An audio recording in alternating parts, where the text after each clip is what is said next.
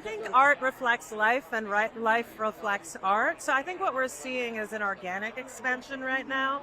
I'm not talking about AI, but I'm talking about the use of different kinds of footage in the films we make. And I think it's because that's the world we live in, right? So cell phone footage, perhaps CCTV footage, even body camera footage, which was so prevalent in my film.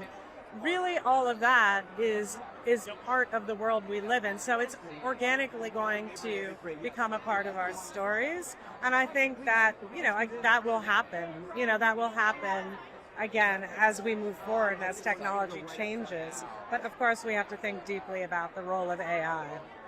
Well, look, I feel like studios, in fairness to them, have a lot of investors and a lot of money behind things. So there's formulas and there's things that they know have worked in the past. And sure enough, independent cinema is not loved by everybody. But I think studios should also, and are probably aware that not all commercial cinema is loved by everybody. It's just sad. Or not sad, but it's a fact that it's probably loved by more people.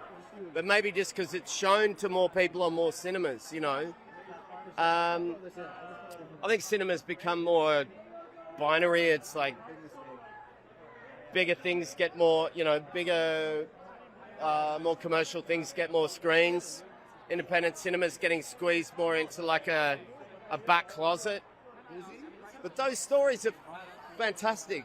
They're complicated, but they don't tick all the right, all the right boxes for studios sometimes. But sometimes an independent filmmaker will prove that complicated stories can reach out to more people than a studio mind might think.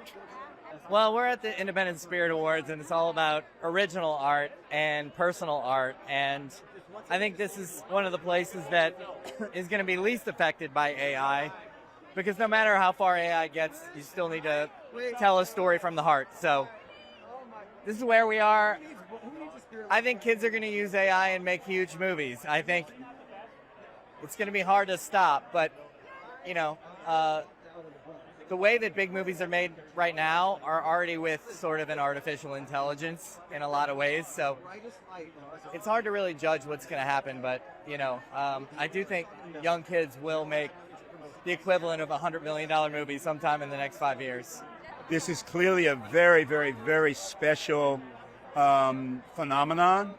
Sinners, what I'm hoping is that the things that I'm learning, the things that I'm experiencing will enhance what I bring to projects going forward.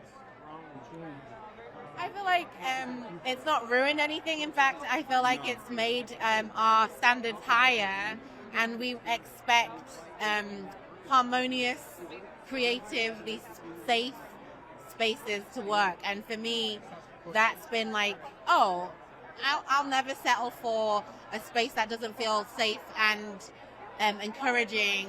And if I feel like I'm encouraged to speak up for more, artist-friendly, family-friendly sets. I agree with you. The business is tough. As you know, it's a really tough business. It's even harder now. But what I am encouraged about is that younger people are self-motivating. They're writing, they're producing, they're shooting, they're trying to get their stuff out. And that's a real medium that didn't exist when I was coming up. It's just really, really important because we have to have a place for emerging writers, artists, filmmakers. It's very hard, but you just have to keep grinding and doing it, honestly. You will get a yes, but you have to want to do it more than anything. It's a sacrifice, but it's worth it. I admire your wardrobe choice because I make a mistake of wearing a turtleneck. It's quite hot. I know.